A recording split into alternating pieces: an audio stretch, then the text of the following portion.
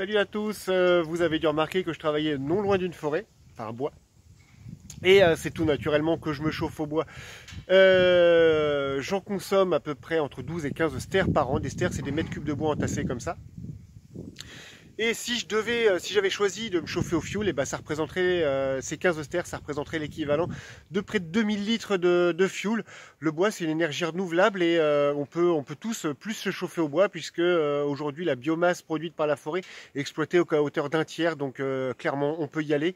Et les nouveaux poêles à bois d'aujourd'hui sont beaucoup plus efficaces, émettent moins de particules fines et moins de CO2, moins de monoxyde de carbone que les anciennes cheminées. Donc bon, on passe au bois et en plus le bois, ce qui est bien, c'est que ça réchauffe 3 fois quand on le fait, quand on le fend et quand on le brûle. Salut, à demain.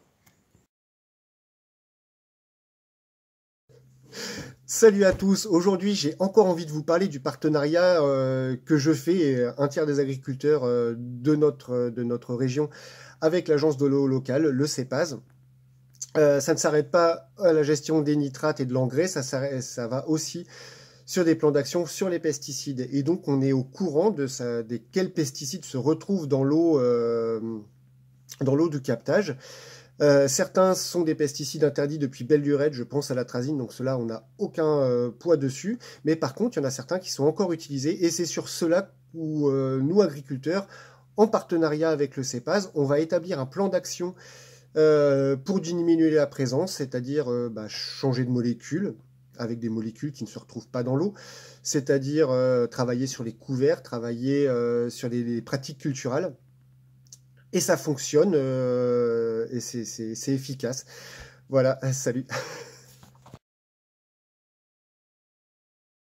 Salut à tous, aujourd'hui je vais vous parler des sols. Les sols, c'est cette minuscule couche de terre de quelques centimètres dont nous dépendons tous, toutes les plantes, tous les animaux dépendent de ça. Ici, on est dans une prairie, on est dans un sol en très bonne santé.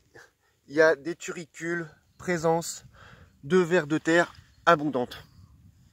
Mais un sol, c'est fragile. Les sols sont sensibles à la compaction quand on utilise des outils trop lourds. Les sols sont surtout très sensibles à l'érosion. Il faut des milliers, voire des millions d'années pour créer le sol. Et quelquefois, un gros orage, si le sol n'est pas protégé, il suffit de quelques heures pour le détruire. Alors moi, j'aimerais bien, pour le défi On est prêt, qu'on ne prenne pas de décisions qui vont à l'encontre de la protection des sols, dont nous dépendons tous. Salut, à demain.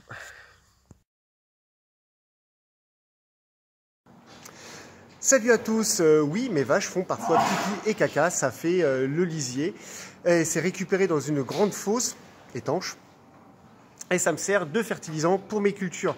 Ça fournit la quasi-intégralité des besoins en phosphore et en potasse de mes plantes et un peu plus de la moitié des besoins en nitrate de mes plantes. Et c'est un beau modèle d'économie circulaire. Le caca des vaches nourrit les plantes qui nourrissent les vaches, qui vous nourrissent. Et je trouve que c'est assez vertueux. Et il y a des gens qui vont plus loin, qui récupèrent ce lisier, qui le mélangent à des déchets végétaux. Ça fermente et il récupère un gaz formé, un gaz naturel, le gaz naturel. Ça s'appelle la méthanisation. Et soit ça sert à faire de l'électricité, soit ça sert à faire le carburant de demain. Et même s'il faut prendre des précautions sur les usages des terres à usage énergétique, je trouve ça assez stylé si l'électricité de demain est faite avec des vaches plutôt qu'avec des centrales nucléaires. Salut! Salut à tous. Le maïs, ce que l'on voit derrière moi, est une plante extraordinaire. C'est la plante qui a la plus grande efficacité par rapport à l'eau, la plante qui fait le plus de matière avec un mètre cube d'eau. Et c'est aussi une plante très très résistante aux maladies et aux insectes, et c'est pour ça qu'elle utilise très peu de produits phytosanitaires. Le maïs que j'ai fait pousser l'an dernier n'a utilisé qu'un seul traitement herbicide. Mais par contre, c'est une plante décriée parce que ses besoins d'eau sont en été, et que ça, comme le maïs est semé en avril-mai, les terres sont souvent nues en hiver. Mais derrière ces problèmes, il peut y avoir des solutions.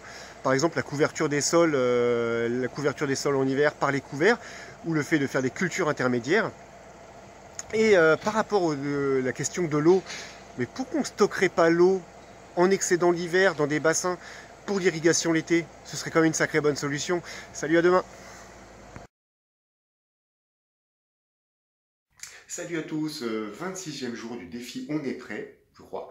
Et je vais vous parler de l'enseignement agricole, les écoles d'agriculture où on apprend à produire votre nourriture.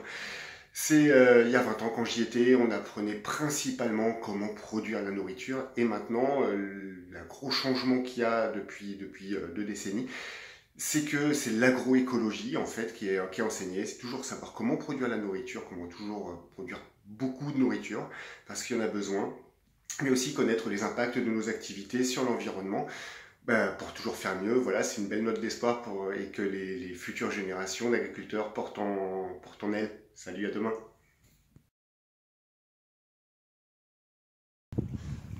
Donc voilà, ici on est au Creux du Pont, c'est une de mes 3 prairies inondables, en tout ça fait une quinzaine d'hectares. Ici, si je veux faire de la culture, la seule possible ce serait de faire du maïs. Parce que statistiquement il y a beaucoup moins d'inondations entre les mois d'avril et les mois de septembre-octobre. Donc je vous laisse imaginer l'érosion qu'il y aurait si je suis en maïs, par exemple en biologique où je serais obligé de labourer. Vous imaginez l'érosion qu'il y aurait des sols. Et en agriculture conventionnelle, si je faisais du maïs, il y aurait forcément des produits de traitement et je pense qu'ils se retrouveraient à un moment ou à un autre dans la rivière. Salut à tous, pendant le défi On est prêt, il a souvent été question de diminution de consommation de viande. Et effectivement, si on mangeait tous comme les Américains, 100 kg de viande par personne et par an, ce serait juste pas tenable. Mais savez-vous que l'Union européenne a prévu d'importer des centaines de milliers de tonnes de viande d'outre-Atlantique, de la viande élevée dans des conditions déplorables qui voyagerait par cargo frigorifique, qui utilise un carburant détaxé. Demandez à vos élus de dénoncer les accords entre l'Union européenne et le Mercosur par exemple.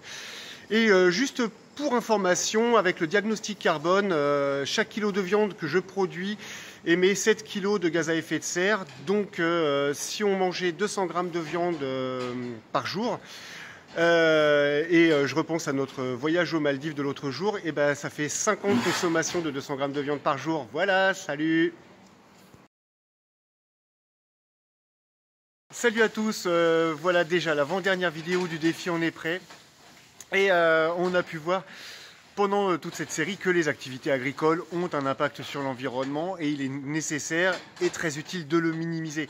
Mais vous aussi, consommateurs, vous avez un poids avec ça. Et je vais en venir au gaspillage alimentaire parce qu'il n'y a pas plus polluant que de la nourriture qui est mise à la poubelle. Elle aurait eu un impact sur l'environnement pour rien. Et c'est très dommage parce que nous, agriculteurs, on ne produit pas de la nourriture pour qu'elle se retrouve à la poubelle, je le répète. Donc, on travaille dans les cantines, on va travailler sur notre propre frigo en mangeant d'abord ce qui va être périmé le plus vite. C'est super important. Voilà, salut, à demain pour la conclusion.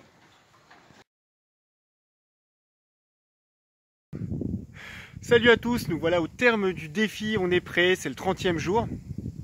Et il y a un mois, quand des youtubeurs, les nouveaux influenceurs ont lancé ça, moi je me suis dit, il y a tellement de fois où l'agriculture a été un petit peu exclue et sortie de la société et pas rentrée à l'intérieur, que là ça va parler d'environnement, il y a des choses super positives à faire. Lançons-nous et voilà, et en fait il y a eu un succès formidable. Les publications que j'ai faites ont été sur les différents réseaux vues presque 300 000 fois, c'est juste énorme. Et voilà, donc pour résumer, effectivement l'agriculture elle a un impact comme toute activité humaine sur l'environnement. Mais on peut travailler dessus, on peut travailler sur la déforestation, on peut travailler sur les économies de produits phytosanitaires, on peut faire des partenariats, c'est quelque chose, je reviens là-dessus, le partenariat avec l'agence de l'eau, c'est quelque chose d'extraordinaire qui marche très très bien. Et voilà, l'herbe que l'on cultive a des bénéfices souvent insoupçonnés. Bref, on a une agriculture d'excellente qualité en France et c'est pas pour rien que je sais plus quel organisme nous a classé pour la 2e année consécutive première agriculture en termes de durabilité au monde. Ouais, cocorico quand même. Donc mangeons local et voilà. Et donc je remercie vraiment toutes les personnes qui ont lancé ce défi On est prêt, parce que voilà, une planète on n'en a qu'une et il faut qu'on en prenne tous soin. Et tout ce qui concerne l'environnement, tout ce qui concerne les champs, les rivières, la qualité de l'eau et tout, tous les agriculteurs sont prêts à travailler avec toute la société. Voilà, salut, à la prochaine pour de nouvelles aventures.